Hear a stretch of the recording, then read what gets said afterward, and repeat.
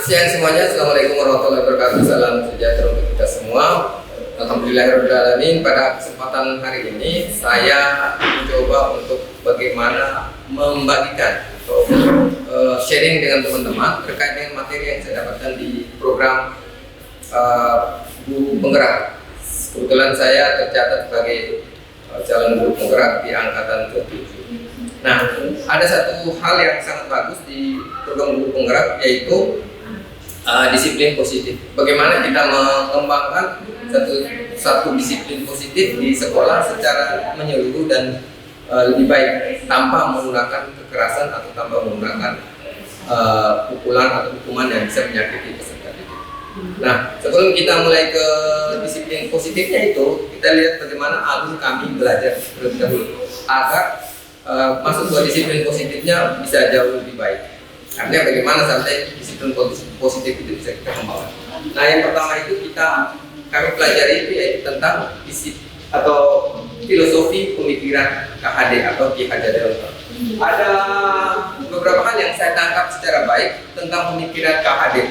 Yang pertama bahwa KHD mencoba membagi bahwa pendidikan itu berbeda dengan pengajaran. Pendidikan itu lebih kepada akhlak atau sikap atau perilaku atau karakter daripada peserta didik, sementara pengajaran itu lebih kepada bagaimana memberikan atau menjadi peserta didik dengan ilmu pengetahuan sehingga membuka cakrawala berpikir.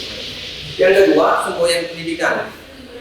Di Hajar Dewantara punya semboyan pendidikan yaitu ing ngarso sungtudodo, ing madya mangunperso tertulis handayani. Ini mengajarkan kepada kita sebagai seorang guru untuk satu bisa berada di depan, kemudian yang kedua bisa berada di tengah-tengah daripada peserta didik, kemudian yang ketiga bisa mendorong peserta didik untuk maju ke depan sementara kita mendukungnya dari belakang.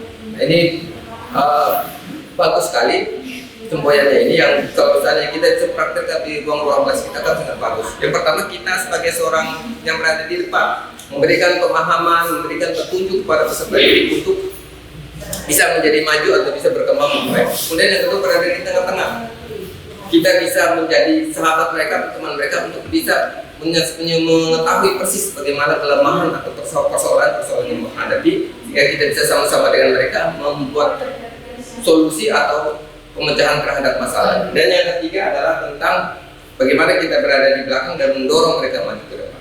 Yang ketiga adalah filosofi tanaman, bahwa peserta didik itu diibaratkan seperti tanaman, yang mana dengan tanaman itu setiap tanaman memiliki berbeda perilaku, sehingga seorang petani kalau mau menanam sesuatu, mau mengembangbiakan sesuatu, menjaga sesuatu bisa berhasil, maka dia harus memperlakukan tanaman tersebut sesuai dengan karakter tanaman tersebut. Kita tidak bisa memperilaku sesuatu tanaman dengan tanaman yang lain yang sama. Misalkan kita ingin menanam pohon kelapa, akan berbeda sangat dengan apabila kita ingin menanam padi. Nah, perbedaan ini sini nanti kita pada akhirnya nanti akan dibawa menuju ke pembelajaran berdiferensial. Nah, intinya daripada pemikiran filosofi pemikiran KHD bahwa kita wajib memahami peserta didik, kemudian kita harus bisa bersama-sama peserta didik, dan yang terakhir kita harus bisa berpihak kepada peserta didik dalam pengembangan pembelajaran agar peserta didik bisa menjadi sesuai dengan apa yang ada kita inginkan atau yang kita cita-citakan. Dulu saja. Yang kedua adalah kita nilai DP atau guru penggerak. Apa yang dimiliki oleh guru penggerak adalah mandiri, artinya kita mampu belajar mandiri. Terus inovatif, berarti kita bisa menghasilkan sesuatu yang baru, yang berikut kolaboratif. Kita tidak bisa sendiri, kita harus bekerja sama-sama dengan siswa, orang tua, guru yang lain, kepala sekolah yang lain. Yang berikut adalah berpihak pada murid, bahwa kita mengajar itu bukan untuk diri kita, tetapi mengajar itu pada peserta didik, sehingga kita wajib untuk berpihak pada apa yang mereka mau, bagaimana yang seharusnya. Dan yang terakhir adalah reflektif, artinya kita selalu mengevaluasi hasil-hasil atau apa yang sudah kita lakukan agar apa yang sudah kita lakukan itu menjadi lebih baik dan menjadi lebih baik lagi. Yang berikut adalah visi guru penggerak. Nah, seorang guru yang baik itu harus memiliki visi. Tujuannya adalah bahwa apa yang dikerjakan itu punya pandangan ke masa depan, sehingga itu menjadi tolak ukur dia pencapaian seorang guru. Dan yang terakhir yang akan kita bahas pada kesempatan ini adalah budaya positif. Nah, Di sekolah, sebagaimana yang sudah dipaparkan terlebih dahulu, bahwa filosofi KHD itu menyatakan bahwa pendidikan dan pengajaran. Nah, kita di sekolah lebih banyak menjejali peserta didik dengan materi-materi, dengan pelajaran. Ini yang tidak terlalu diinginkan oleh KHD, tapi KHD mau seimbang antara pendidikan dan pengajaran. Nah, sebagai bentuk, salah satu bentuk daripada pendidikan itu, kita harus mengembangkan budaya positif. Dalam mengembangkan budaya positif ada beberapa hal yang harus kita lihat. Yang pertama itu teori kontrol. Bagaimana kita mengontrol diri kita dan bagaimana kita berupaya untuk mempengaruhi orang lain. Yang kedua adalah teori motivasi. Bahwa kita tahu motivasi itu ada yang datang dari dalam diri dan ada yang datang dari pengaruh dari luar atau yang datang dari luar. Nah, bagaimana kita sebagai guru bisa menghadirkan motivasi dalam diri. Jangan hanya peserta didik itu hanya diiming-imingkan atau ditakut-takuti sehingga dia melakukan sesuatu bukan berdasarkan kesadaran, tapi karena seseorang. Nah, ini motivasi dari luar yang sebaiknya kita guru harus hindari. Seharusnya semuanya datang dari dalam diri siswa. Yang berikut adalah restitusi.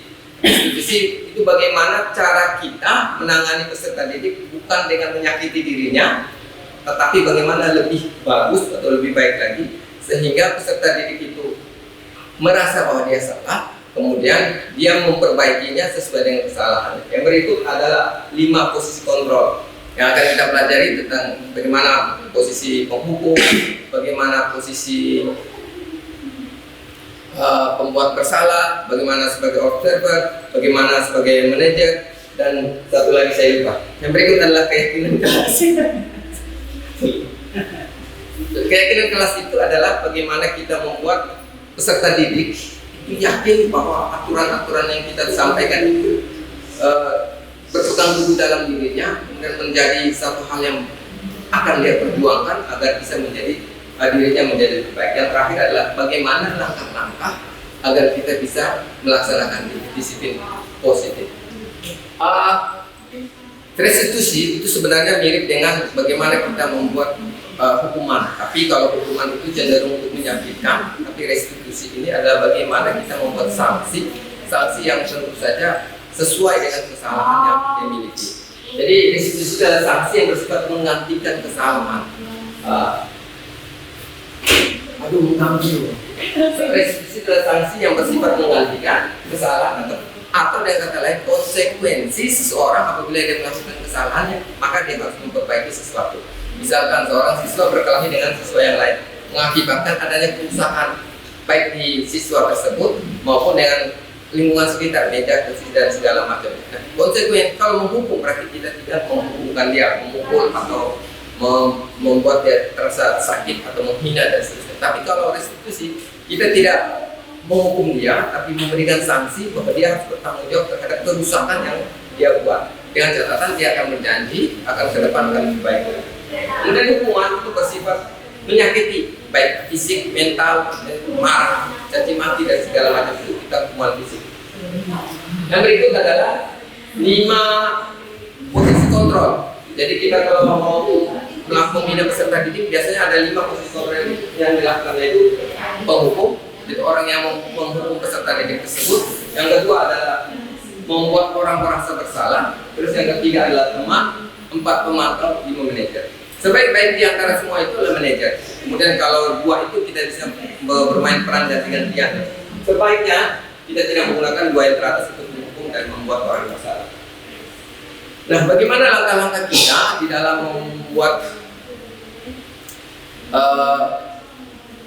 restitusi atau mengembangkan disiplin positif di sekolah ini?